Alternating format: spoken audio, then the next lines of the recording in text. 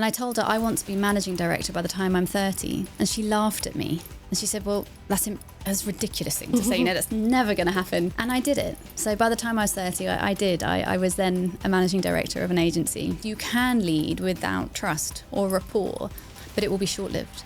People will do things if they're scared. People will do things if they're threatened. People will do things under pressure, but they won't sustain it. That's so for true. me, that's not leadership. To be someone, to be a people-led leader, a human leader, to balance humanism and capitalism never means make less money. We're talking about making money. We're talking about growth. But we know that when you have connected leaders who listen to their team, who are engaged with their people, they see 23% higher profit. Did you learn more from women leaders or from men leaders?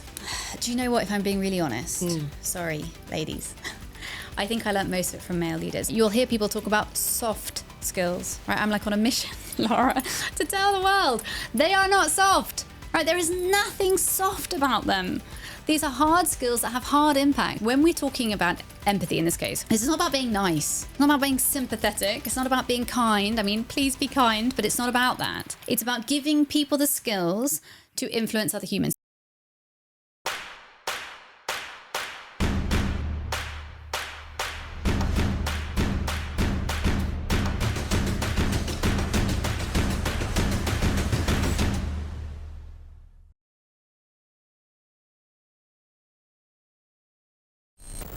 And we're on the C-Suite Influence podcast, episode 6, where we talk to regional leaders about their day-to-day journeys, about what makes them leaders as they are. And today we're talking to Mimi Nicklin, who is an empathy advocate, who is also a best-selling author of the book called Softening the Edge. Yeah, hi Mimi, she's in the studio here doing it with me.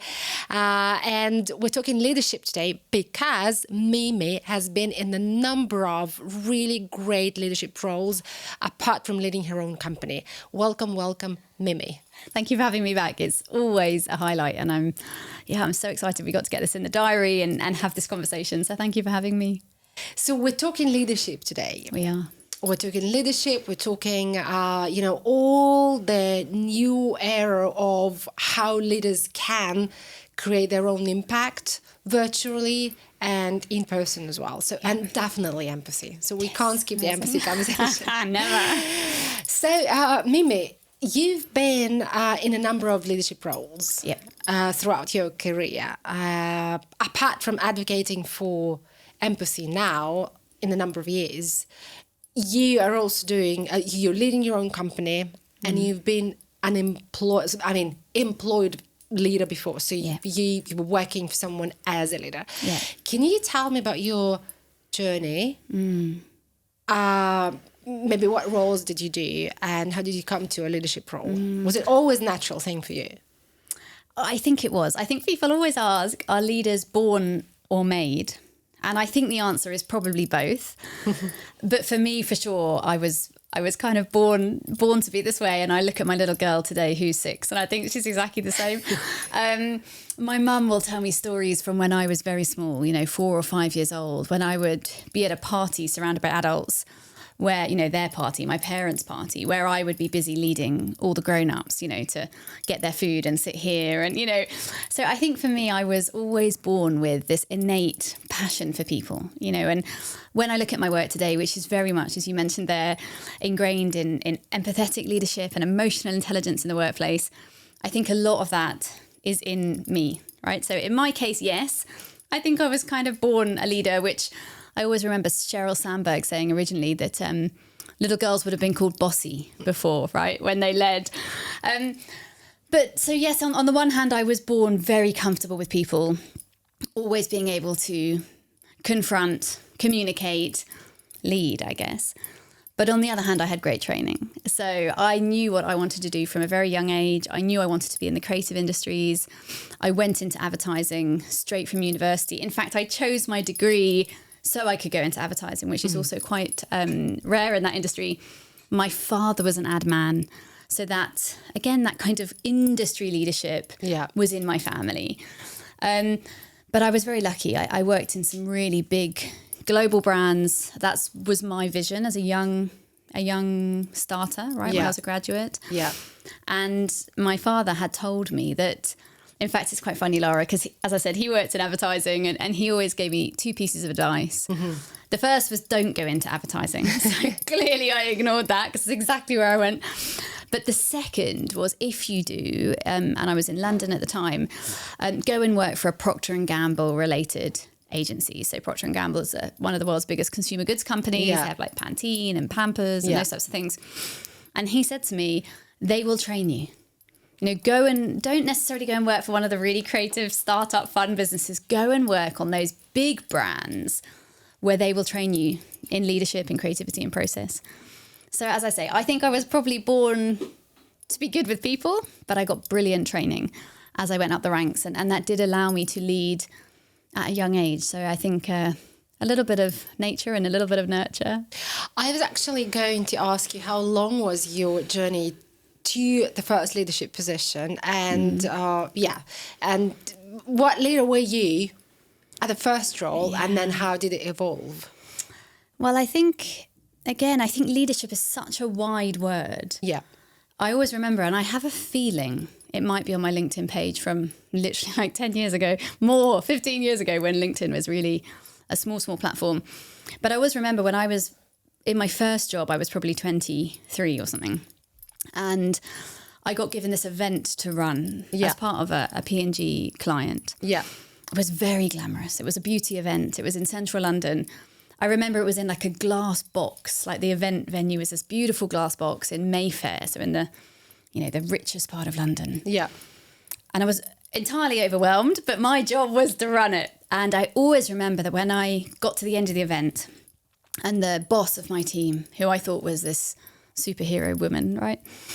She did the thanks at the end of the event, and she looked at me and she said, in the audience, she said, I want to thank Mimi. And I was the junior of the junior who has shown leadership well beyond her years, right? So I think leadership can be in such small ways. I was just organising an event. Yeah. That's all I was doing, making sure that the breakfast and the lunch was there and the stage was set up. So as I said, I think leadership starts with people.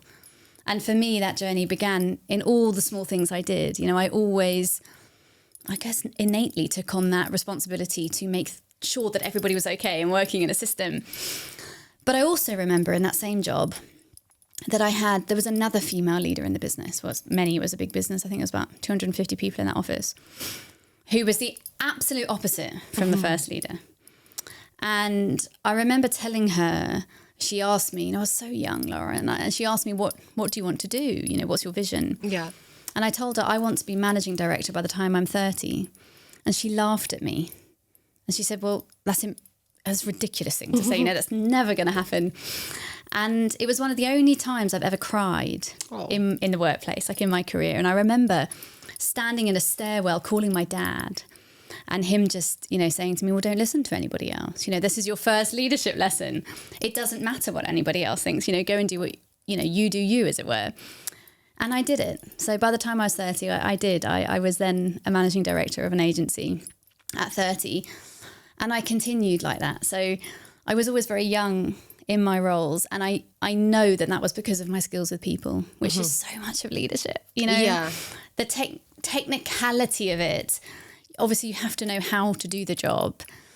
But I think I was always given a lot of leeway in catching up with the how, because I was able to lead the people that were very good at the how. So, yeah, I was young. I was young, and that continued. When I eventually arrived in Dubai years later, I was young in that role too, So I always just kind of embraced knowing what I knew, which was how to manage the people, and everything else will come, So you define, let's say, a leader, like one of the, for you, being a leader means being able to understand people, or being able to, what is it good?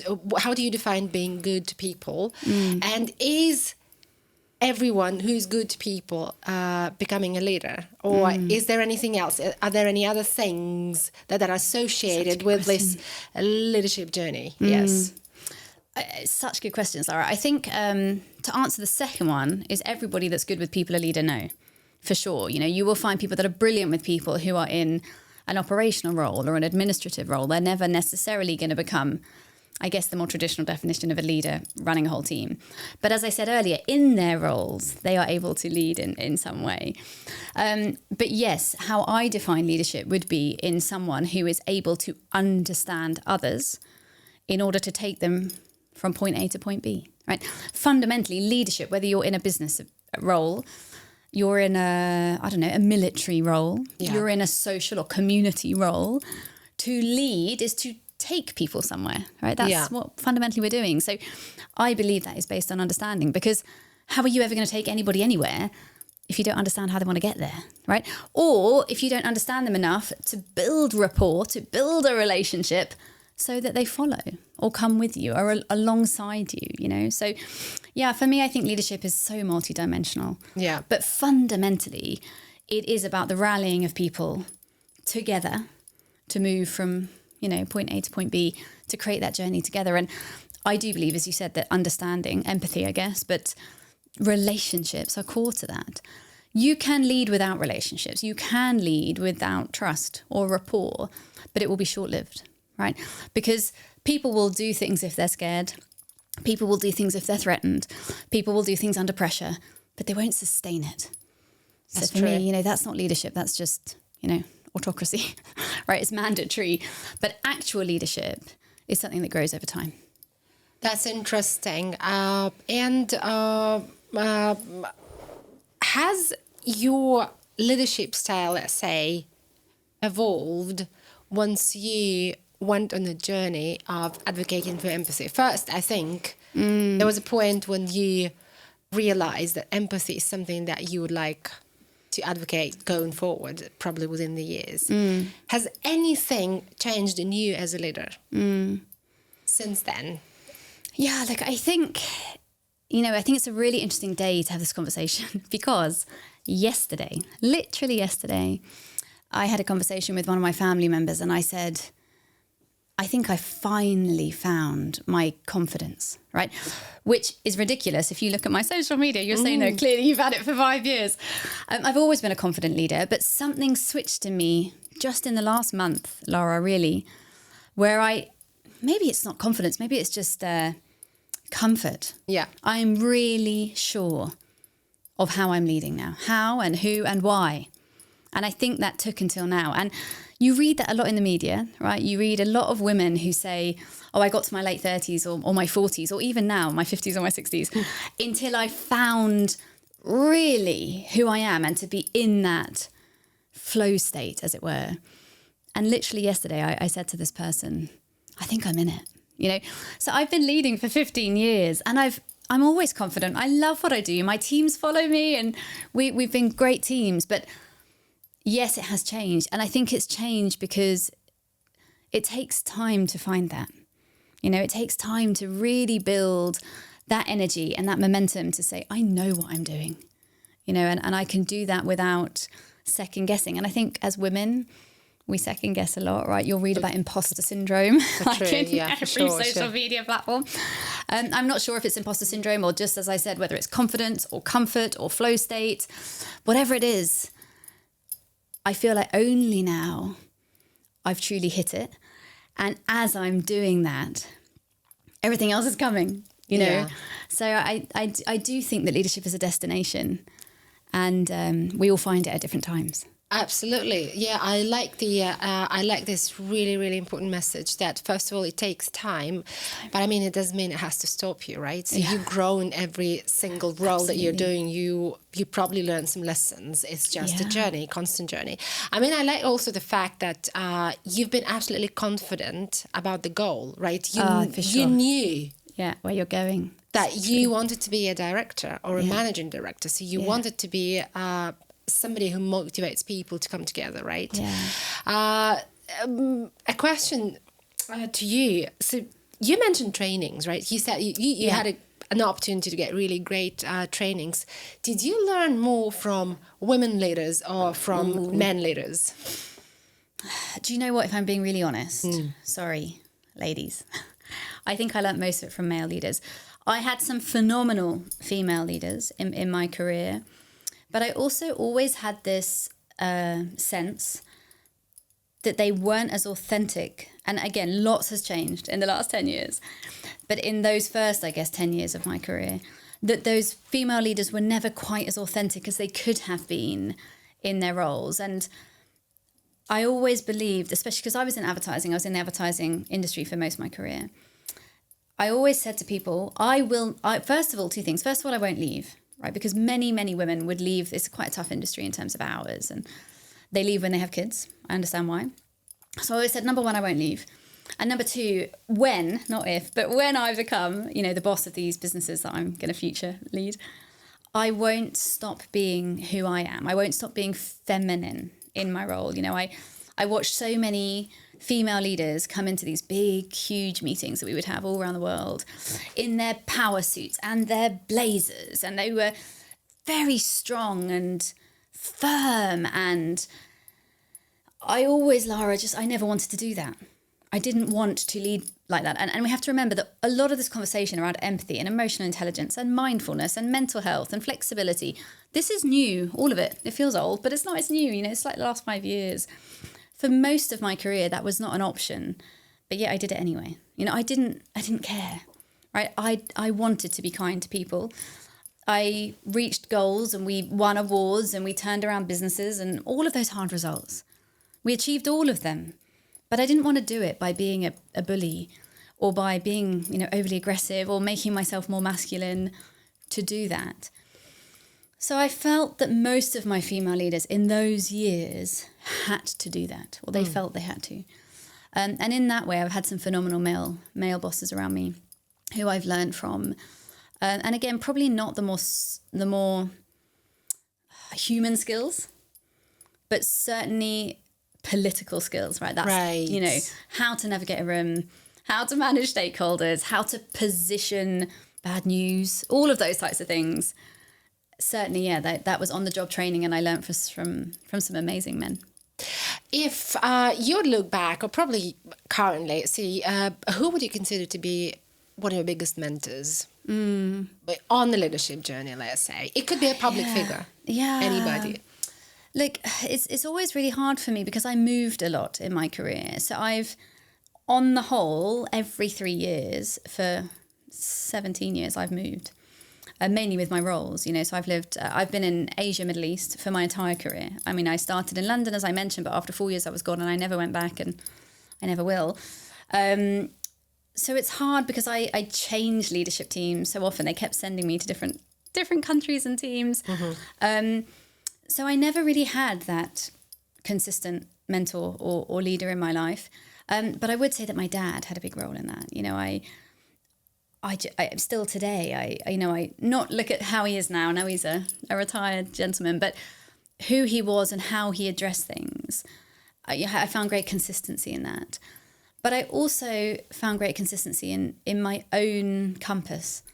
I really believe that if you connect to what is right and wrong, you know what the answer is. You don't need to learn from someone else. For sure. So, and the second thing I would always say, Lara, is that I always tell my team that big problems solve themselves. And they're always like, what? I don't understand. That every time in my career that I was overwhelmed by the bigness of a problem or the challenge of a team or a resignation or whatever was going on, I would reserve the right to not fix it now. Okay. And just say, you know what? By tomorrow or the next day, we will be further along than we are now in making this decision. And it is so true. So if you've got a big problem or a big challenge, give it air, give it time. And in that, I found great peace, but also great progress in terms of giving yourself the time to learn. Because if you don't always have a mentor to learn from, you need time, right? People ask me, what are your secrets to leadership? I always say patience and tenacity. We're all in such a rush. If you were to choose between, let's say, giving it a time or, like, for example, imagine you're under pressure of a high performance. Yeah. I mean, you probably had situations like that. And how would you overcome this particular necessity or the need to actually try and solve it because of the performance purposes versus, giving it time, not fixing it now? Because leaders, in a lot of cases, they're perfectionists. Like they want to demonstrate Yeah. They want to demonstrate that they've done something right now, right there to troubleshoot, right? Yeah. How do you overcome that? And have you ever faced a challenge like that? Yeah, I mean, I think we face it all the time. But again, I mean, listen, there are times when problems have to be solved now. They're time sensitive, or there's a deadline or a delivery or a process or an approval, right? So I'm not saying you never have to make decisions in the moment. Of course you do. But I think more often than not, our belief that we need to create action is bigger than the reality of that action, right? And often acknowledgement of that issue or challenge is a far more efficient process than the delivery of the solution to that problem.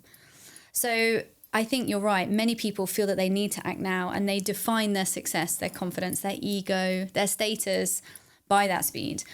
But, you know, when I was about 23, I remember one of these female leaders that I greatly respected. She told me, Mimi, the greatest leadership lesson I can give you is that the best of leaders have comfort in silence. And I remember thinking, that doesn't make any sense, right? I don't understand why this amazing, confident woman is telling me that my greatest success secret is to not use my voice, right? And it took me a long time to really work that out and understand what she was saying to me, which comes back to what I was just saying, which is give problems, give people, give conversation and challenges room to breathe, hear them. You know, in that, two things happen. Number one, either your team will solve it themselves, right? People need to be heard. So when they have a challenge or a barrier, they will often come to you and look to you to solve it. But if you look back at them to explain it, they will solve it, right? And then they'll leave your office like, oh, thanks, that's great. And you think, I didn't do anything, but okay, good, right? So give people opportunity to fix problems. It is far quicker to give them the skills to solve those problems than for me to always try and solve them for them, right? So that's the first thing. But as I said, the second thing is that problems diminish with time on the whole. Again, I mean, massive, you know, generalization. Some problems get bigger and bigger and bigger. But on the whole, in daily business, our problems shrink over time. So give it time. Let everybody settle, the supplier, the customer, the team. Come back to it tomorrow, see where it is. If it's not solved then, come back to it a third day. And it just, at least in my experience, over that time, the problems, I'm not saying they solve themselves. We have to be active. Yeah.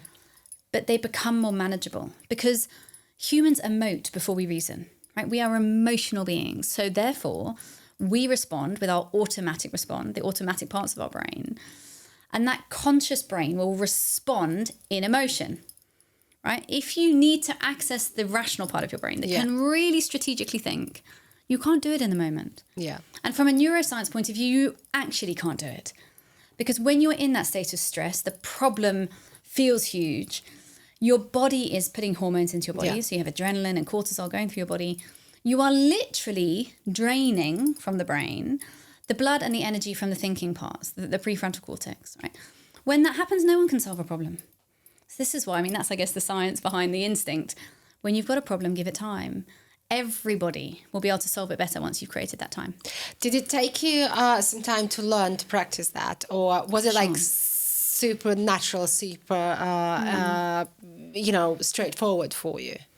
Because I think it's a practice, isn't it? It is a practice. And I think it's also an experience/confidence thing, right? Because as I said, when you go back to that leader in the very beginning who told me about this comfort in silence, when you are young or a young leader or just a young member of a team, you want to speak, you want to prove your worth, you know? So yes, it takes time to practice that, to learn to listen, to learn to analyze a room, to understand body language, to have repeated experience of how people respond to things so that you can learn. And that learning is an openness, right? Open-mindedness. Many leaders never learn it. You know, you'll still come across hundreds of thousands of leaders that can't do it. They're still leading. They're still earning the big bucks, but they're just not any good with people. And until they overcome that, and maybe they won't, they never reach their full potential. They can do brilliantly. But them and their teams, in my belief, they will never reach their full capacity and potential because that human element is missing. Interesting. And so it's, but now when you're advocating for empathy, so I was going to ask you actually another question first. So is this different in leading as an employed leader, leading for another brand, and leading for your own company. Is this different? Do you want to fix problems that are probably, within your own business, you want this to be fixed? Versus, for example, a big organization, a big brand, where you can give it time for people to fix. So how is it different? I think it's different because the drivers are different, right? When you're in the corporate world, yes, you're leading because of your own passion, your own commitment, your own vision or goals, but you're also doing that under, obviously, the umbrella of somebody else's passion and vision and goals, because that's your job. Your job is to deliver for and on behalf of them and with them. As an entrepreneur leader, you have full freedom, right? That's probably the word, Lara. The difference between the two is the amount of freedom you have to lead and make decisions in the moment on behalf of other people without consequences. I would say in the entrepreneurial leadership role, you have higher levels of psychological safety, right? The only person you can really let down or feed back to is yourself, versus knowing, well, the global head of marketing might not like this. I'm going to do it anyway, but I have a feeling she's going to call me tomorrow and tell me I should have done it a different way. So I think the amount of freedom and the amount of safety that you have in the leader you want to be is definitely more in an entrepreneurial role. But of course, in the corporate world, you have all kinds of support systems. So you have many more people to assess decision-making and ask for advice and perhaps find mentorship. And you have a backup. Now, someone else is paying your salary unless you get fired, right? Yeah. However you lead, you're in a system, you're going to get paid. Someone's going to pay your health insurance. And in entrepreneurial decision-making, the stakes are in some ways much higher. Yeah. If you don't get it right, the only person that's going to suffer is you and the people you've hired. And that's your responsibility. So there is a higher sense of responsibility, for me at least, for the people that I'm responsible for. When I opened my own office recently, as in a physical office, and that decision making was not really based in me and what I wanted, but was it right for the business and is it right for my people? And adding that cost to my monthly costs and the location of that office and all of those things have a huge impact directly on the people that I've hired, right? So yeah, I think it comes with greater freedom, but also a higher risk when you're leading in the entrepreneurial space. Are these two very, very important traits of a real leader, be it in a corporate world or entrepreneurial space? Do you think so. He has to be a risk taker? I think so. I think not necessarily a risk taker, but I think that the psychological safety, the ability to know you can take risks is critical. And again, that goes straight back to psychology. We know, and actually there was a new paper out just last week around psychological safety in a surgeon's operating room, right? And the amount of decisions that surgeons are able to make when they are deep within surgery, saving somebody's life. And what the data shows is that where there's higher psychological safety, there is also improved leadership. Right? Because that surgeon in the moment can make the decisions that he or she believes are right to save this life or cure this person in the moment without fear of that judgment or repercussions to come. So I think risk-taking is a ripple effect from being able to make decisions, from having that, whether you call it freedom or psychological safety, that ability to do that. And all of the data shows me that is true. So yeah, I do believe that. Is it something that can be practiced and developed, or is it something that people are usually born with, and then you recognize that ability in yourself and then you develop it in yourself? What do you think? Yeah, psychological safety for sure is a cultural reality that can be built into businesses and is more and more all around the world now.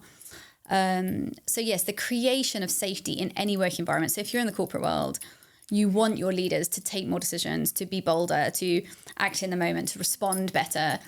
You as a wider leadership team, as an HR team, as a cultural team, can create more psychological safety in the workplace, for sure.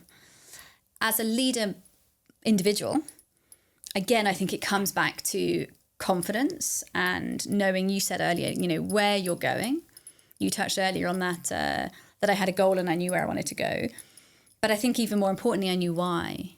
For me, being a leader by the time I was 30 was never about the title or the money. And in advertising, there's barely any money anyway. It was about being able to work with more people, being able to help people, being able to, and I learned that much later actually, that my driver is as a helper. And that's not in the absence of performance. I think that's really important, Lara, right? to be someone, to be a people-led leader, a human leader, to balance humanism and capitalism never means make less money. We're talking about making money. We're talking about growth. But we know that when you have connected leaders who listen to their team, who are engaged with their people, they see 23% higher profit. This is about both, right? And I always knew that. That's that was one of my questions actually. So how do you balance between the empathy culture, which is obviously something that you're advocating and you're trying to bring in this conversation into the executive, into the corporate world, and we're going to talk about that right now. How do you balance between the empathy culture and the need for the high performance, the goals and the results? Yes. I think it's as simple as recognizing the reality that well-led people perform better. As I said, 23% higher profit, 17% higher productivity, 64% higher engagement, 79% higher levels of loyalty. These are all statistics that are related directly to having leadership that is connected, empathetic, listening, understanding, right? So when people feel connected to people, they do better. They work longer hours, they stay more loyal, they are more able to innovate. So you see great impact. I think it's 68% higher levels of innovation as well, when those relationships are in place. So when you have leaders who are connected to their people, they are able to motivate their people, right? They are able to drive engagement because they know their people. And I'm not talking about knowing their personal lives or, what they do at the weekend, right? I'm talking about knowing how they perform their best, what they need to thrive in the workplace, how they are best set up to not self-censor, right? So to not hold back, to access the prefrontal cortex, the parts of their brain responsible for creativity and strategy and innovation, to be able to communicate. I mean, business is about people, right? So there is no debate, really. People-led leaders lead profit, lead productivity, lead output. And as I said earlier, I mean, there are situations where leaders will use power to create results. It will, right? There are 6 types of power. And within them, all of those forms of power will lead people to respond, right? Because they're power structures, whether that is fear, so maybe some type of aggression or violence, right? Or bullying in the workplace in the organizational sense, or it's status, or it's role, or it's title. That, as I said, there are 6 types of power. Power structures will lead to performance, but they won't be sustained in performance, right? So I often say to people, if someone came here now with a weapon and said, stop recording and leave, obviously we're gonna stop recording and leave, right? But once that fear has gone, we would go back to our lives, right? So under the pressure, under the power structure, you will perform, but that's what leads us to burnout in the end, right? So those leaders who say, I've worked 15, 20 years to get to this position. This is my prerogative. I have the office. You will do what I say because I'm saying so and I'm the boss. It will work for a time. But it is part of the problem that we have globally, where we talk about having an $8.8 trillion productivity gap. So annually, we are losing $8.8 trillion in lost productivity because our engagement is so low, right? People are what we call presenteeism. People are present. They're turning up at 9 and leaving at 5. They're doing their jobs. You can't fire them. They're delivering on their job description, but they are only delivering on their job description, right? So to me, this is where the leadership gap is. And that is what results in higher levels of burnout and exhaustion, disengagement, presenteeism, lack of communication and collaboration. Businesses are made up of people. However much AI and machine learning and technological interventions we have, we are still people at the end of the day, and people need people to survive. In the high performance environments, like Dubai is, for example, because any type of business here in Dubai is literally dependent on the amount of money they're making out of this territory or out of all other territories. So which means to be able to sustain any business here in Dubai, you definitely need to implement that high performance culture where, I mean, I've seen like those sales driven teams, and the sales driven it's a machine driven team. Like the energy there is all about how many, let's say, calls, meetings, conversions. Conversions you've been able. How is this one go into balance with burnout, because it doesn't, you don't even think about, burning out. Of course you will burn out. So how challenging or maybe easy for you to hold that conversation about empathy and building a totally different culture here in Dubai? How is it working for you? Look, I think that there is a reason that many, not all, but many sales-driven teams have high levels of turnover, right? High levels of attrition. Sales staff come, they reach their targets and they go. Salespeople at their core are driven generally by incentivization, right? So they are, like you said, they're reaching a goal, they're getting paid on commission. If they sell this many of X, they will get Y. So that is exhausting, right? And that is why salespeople, again, generally tend to shift and move and not stay very loyal in their jobs. They do it for a while, then they burn out, then they find another way to deliver. So having said that, there is huge amounts of organizational psychology that is connected to these same principles in order to drive sales results. Because again, people are led by people. So in the best sales-led organizations, it's when they have a very charismatic, very connected, very human-led leader who is able to drive them to achieve those objectives in isolation of simply doing it because you're going to get 6% versus 5% commission, right? It becomes sustainable over time. So that conversation is rising. To answer your question, how am I managing it? It's rising all the time. I have quite a lot of clients now where we work on sales-led training, things like call centers, how you engage with your customers. We know that from a sales point of view, the actual results point of view, you see higher levels of conversion, higher levels of lead generation when those customer service staff, those sales staff are trained to understand humans, right? They're trained to be able to hold a conversation that responds to the person on the other side of the phone. Same in real estate or anywhere where there's a broker industry. Those real estate agents, and there's many of them here in Dubai, right? But the star real estate agents around the city are the ones that have relationships with people, right? Totally. That can respond to what you need, that don't show you apartments that are off your brief because they just want to sell. That when you call them and say, I didn't like this one, but do you have something like this? They say to you, Lara, do you know what? You didn't ask me for this, but come with me, come and see this one because I think you're going to like it. So the leaders in this industry are the people that are using human understanding. I absolutely agree with you. It doesn't eliminate, though, the fact that the real estate culture in Dubai is quite toxic. Yeah. And it's because of the race. It's a race. For commission, right? Yeah. And how to build that, let's say, how to implement that empathy culture that works not only for the client, but also because real estate agents are also people, right? Well, we hope so. We hope so. But yes, I think that you're right. It is a race. And if you look at evolutionary psychology and just what we need to survive, Maslow's hierarchy of needs, in order to be anywhere near self-actualization, you have to, of course, be fed and homed and safe. Right, again, back to safety. You need to feel safe that you can pay your rent, that you can, support your families or buy your plane ticket home or whatever it is that you need, right? So the reason you get that constant toxicity is because of fear, right? They can't tell you that. If you ask an agent, are you scared? No, I'm not scared, right? But they are, right?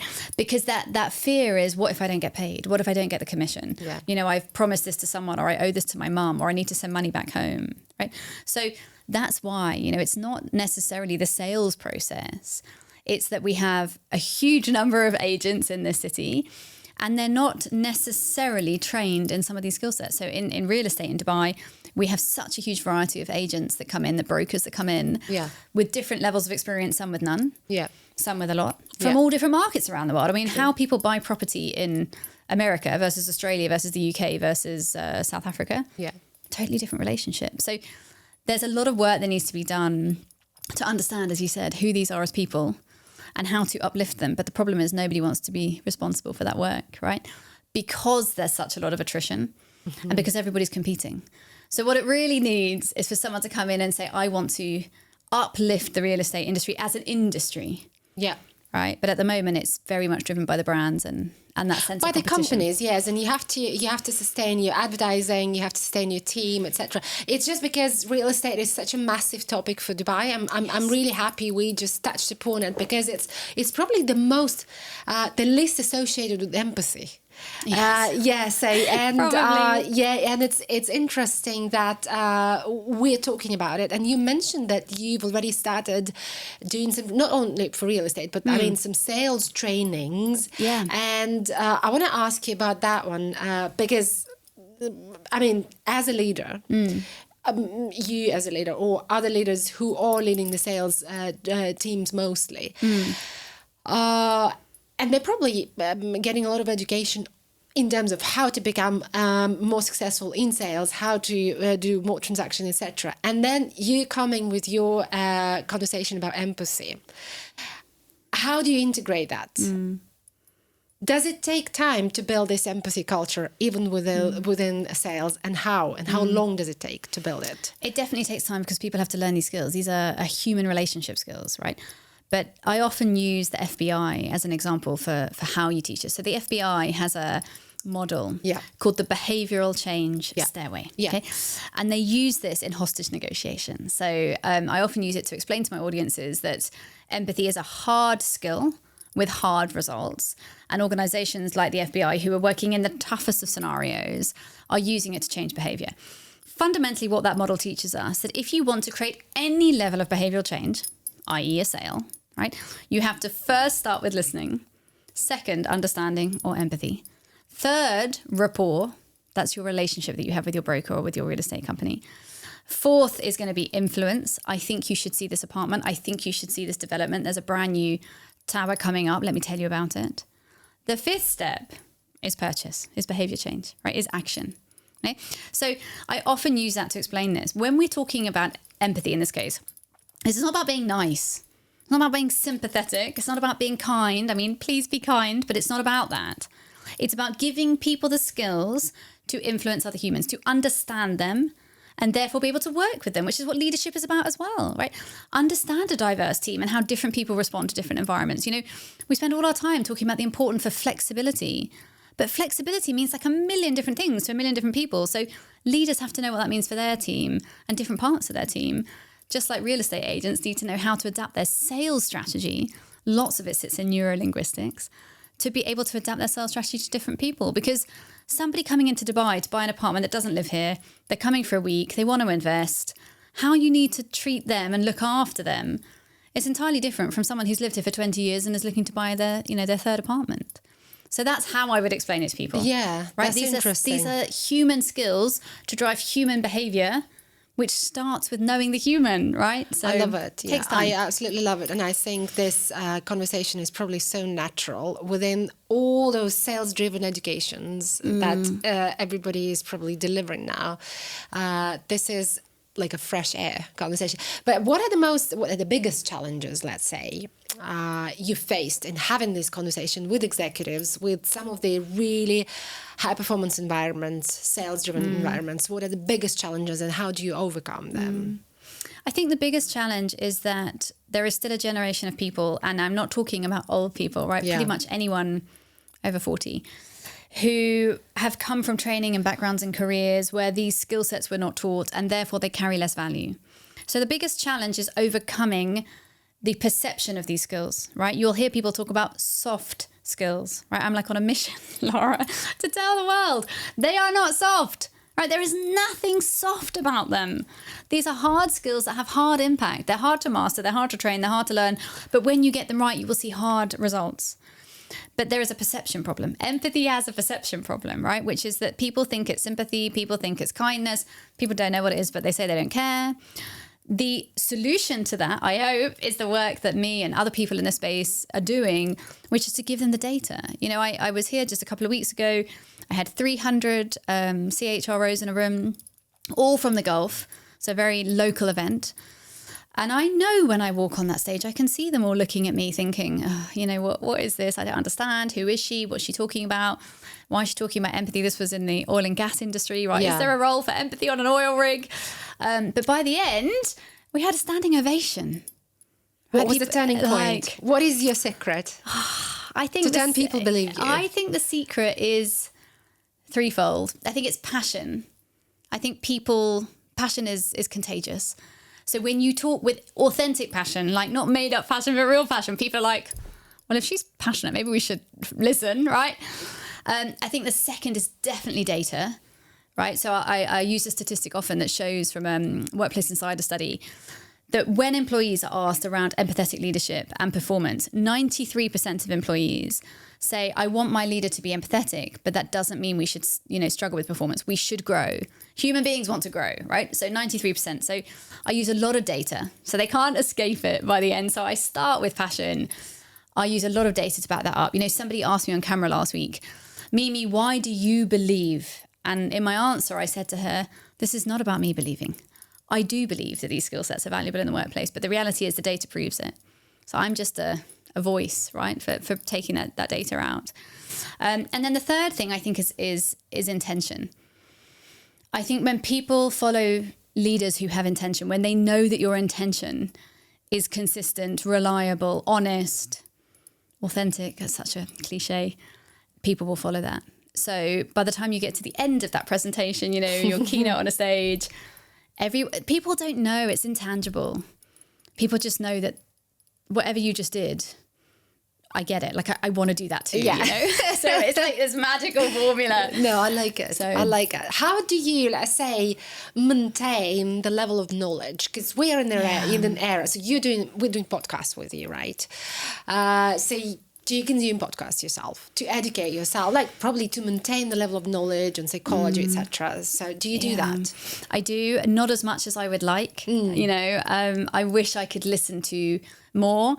I find I often don't get through a whole podcast, so I might go back to it, 2 or 3 times to finish it, like on taking my daughter to school or walking the dog or whatever.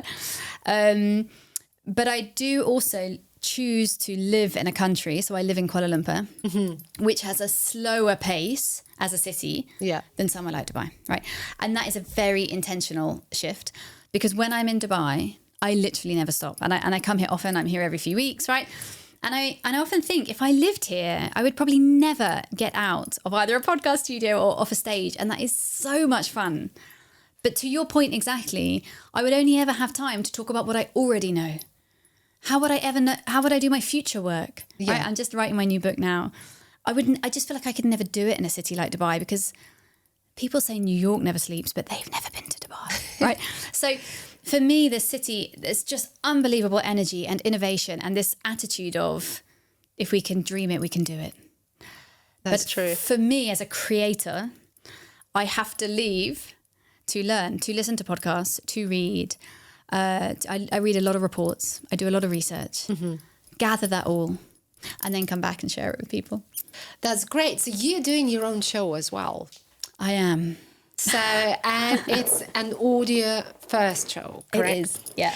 So can you tell me a bit more about that? It's called Mimi You, which I think is really, really charming. Thank you. Yeah, I mean, I've had a podcast. This is my second podcast. I've had a podcast the last 5 years. I understand entirely why so many fail because it is so much hard work, right? You know, Lara, it's not just this moment of this conversation. It's everything that comes before and afterwards in curating your content, So I think that it's a passion for me. My show, as you said, is an audio only show. It's a show that's supposed to spread empathy with the world. So I want people to be able to listen in without any barriers or bias. I want to overcome unconscious judgment. And we all have unconscious judgment. Yeah. The minute you see someone, the minute, you guys see me, you have a judgment, whether you know it or not. And that show, I want it to be completely judgment free. I also want to create privacy and safety for the people dialing in, or joining me, I should say. So people will share stories that they don't want their boss to hear, or their husband to hear, or their family to hear. They want to tell stories about their identity, their passion, a trauma that they've been through without everybody knowing who they are. So it's more challenging for me because I don't have like beautiful video and loads of names I can tag. But it's also more authentic to the reason I'm doing that show, right? I want a platform that tells people's stories safely, that you can listen to and empathize with. You don't have to talk about empathy. You're able to practice it just by listening to the story of, and these are stories from all around the world. I don't interview like CEOs and VPs and stuff. I interview, women in Nigerian villages and different people so that you can stand in their shoes. Yeah. You can actually hear them explain. I had a woman recently from the Congo who was explaining me what it's like to leave her children. Her children were, I think, 11 and 14. And she said for their entire lives, Lara, every time she leaves them in the morning, she wonders whether she'll ever see them again. For 14 years, all right? So I want people to be able to listen to these stories and open their minds and their perspectives, because that's what empathy is, right? Perspective taking to those stories, and have a platform that does that. As I said, that makes it harder from like a podcast promotion point of view, but it's more authentic to the reason I'm using podcasting as a platform. And I absolutely support that, because I think podcasting, from my experience, sometimes, yes, it's marketing and it's very strategic, but in a lot of cases, what really gets exposure is something that is super authentic in its core. And I think it couldn't be a video podcast. Yeah, it's nice to hear you say that, because I feel that 99% of people tell me I can't or it won't work. Right. Not only is it audio, but it's anonymous. So when I speak to people, they're like, why are you doing that? Right. You are making your life so hard for yourself. But that's not the point. I'm not doing it to, in this case, I deeply believe in the power of podcasts as media platforms, as marketing platforms for businesses, for brands, for leaders. There is a huge role for that. It's just not my role. For me, on my leadership journey, on my empathy journey, this show is a storytelling show. And that's what it's meant to be. And maybe one day, millions of people will listen. Now it's a few thousand. That's fine. For the people that listen, they are impacted. And that's enough. Yeah. So what are some of the biggest lessons, let's say, you've taken out of creating your own show as a leader as well? I think the biggest lesson goes back to my very first point, which is I understand why so many people quit. Yeah. Right. Look at your face. You're like, yes, it's really hard work, right? In a really positive way, but maintaining a show. I think the data shows something like 70% only make it to episode 5 or something, right? Or 10. Yes, for sure. Right? Yeah. Something like that. Yeah. So my biggest learning is that it is, it's something you have to be very consistent about. You have to invest behind it. Yeah. Right. It costs money. However you do it, whether you're, in a beautiful studio, whether you're online, however you do it, it costs money. And I think I probably underestimated that in the beginning. So I had to learn that. And you need people around you. You can't do it on your own. Somebody has to edit and somebody has to help you with music. And, there's all those pieces. But I think also when people know you have a podcast, there is still a level of interest and intrigue. Oh, you're a podcast host. Tell me about that. How do you do that? There is still a lot of intrigue. In Dubai, we have so many. It is such a huge industry in Dubai, but it's not necessarily the same everywhere. So in many markets, this is still growing, still quite new. And I think, people are very intrigued by this as a media platform. For sure. So do you think podcasting on its own, like, for example, if you're not producing your own show, but let's say you're listening to other shows, do you think this is a very impactful format for employees, for leaders, for, for people who are just consuming this content, not because of work or because of lives, let's say? Yeah, I think so, Lara, because people follow people in all areas of business. And what podcasting allows you to do is form a relationship with somebody else that is leading in a different way or a different business or a different industry from you. So I think it's a highly influential platform. I think for people that do listen to audio only, it's often a very personal relationship, right? People will tell me, oh, I listen to you in my car, right? So you imagine that person's in their car in the traffic with me. Clearly I'm not there, right? But my voice is there, and that's a very personal relationship. Or people that listen to podcasts as they work out, they're running 10K, listening to their favorite podcast host. There is a relationship there. And when I meet people, they'll often tell me, oh, it's so nice to hear your voice in real life, because they build a relationship with your voice. And then for people that are watching video podcasts and maybe they're watching us right now on a platform somewhere, YouTube or wherever they're watching us today, they're building it's a content piece, right? It's like watching a documentary on Netflix. right? So I think that's why they're exploding so much, regardless of how you listen in or tune in to a podcast platform. There is a personal relationship, and that's why shows like Diary of a CEO are so utterly huge, right? Because people are having relationships with that show, like previously we did with, for example, with TV. So it's an entertainment platform, and it's booming.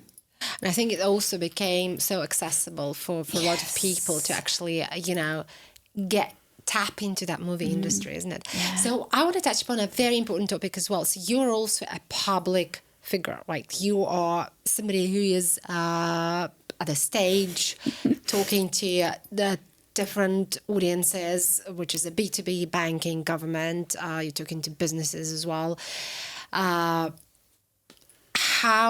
have you become a public person, and why not everybody is doing that, right? I think everybody can, first Yeah. of all. I said earlier that my secrets to leadership were tenacity and patience. And I think that's how I've got here now. I also told you earlier that yesterday I had this epiphany when I was like, I'm in my flow, right? But those things have come from 5 years of doing this every single day, every day, right? Somebody asked me last week, how much time in your but your leadership work, leadership life, do you spend in content, social media? And I had to think about it. And I said, I suspect about 50 or 60% of my time is in creating some form of content, whether that's my next book, it's my workshops, it's online training, it's podcasting, it's social media content, right? I spend a lot of time on LinkedIn and Instagram to create content of value that would drive me to reach more people. And of course, that for me is easy to do because my passion is to create more empathy in the world. And the only way to do that is to spread more empathy, right? So I believe that the more the world talks about empathy, the more empathy the world will have. So when it's lonely, when it's difficult, when it's expensive, when I feel like I'm talking to a black hole, that's what drives me. So I think the answer to how to do it is to, first of all, really know your why. Why are you doing this? Why do you want to be a public figure? Yeah. Why do you want to be a public figure? What do you want to be known for, right? Because if it's just, I don't know, to be famous, then that's probably not going to last very long, and sometimes people will write to me, the media or something, and they'll write influencer. And I will always write back and say, remove it immediately, right? I do not ever want to be an influencer, right? But what I do want to do is create content and I guess inspiration or training or teaching that can help other people reach their goals by connecting to other people.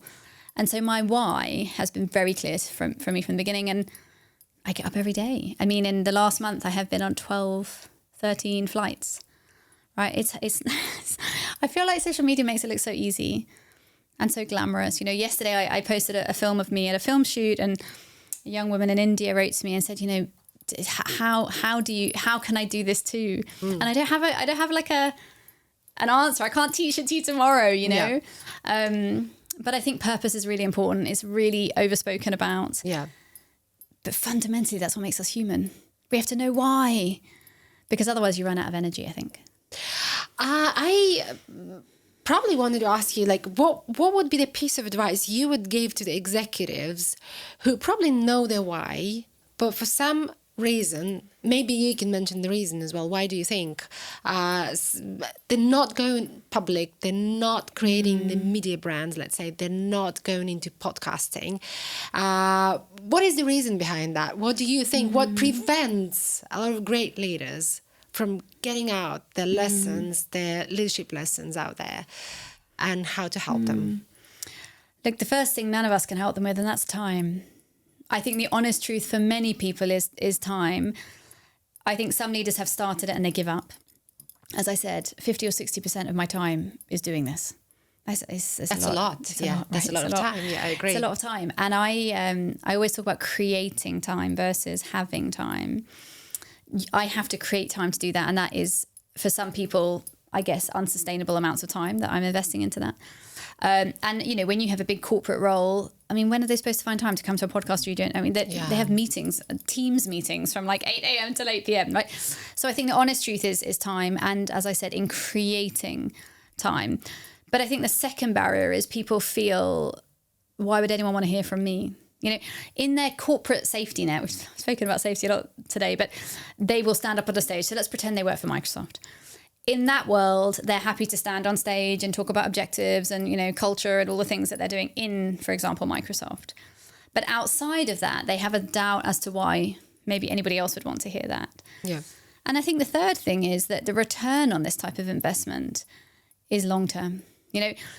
Some people are really lucky. They'll do one podcast show or one, video, and it will go viral for some reason and it will impact their lives forever.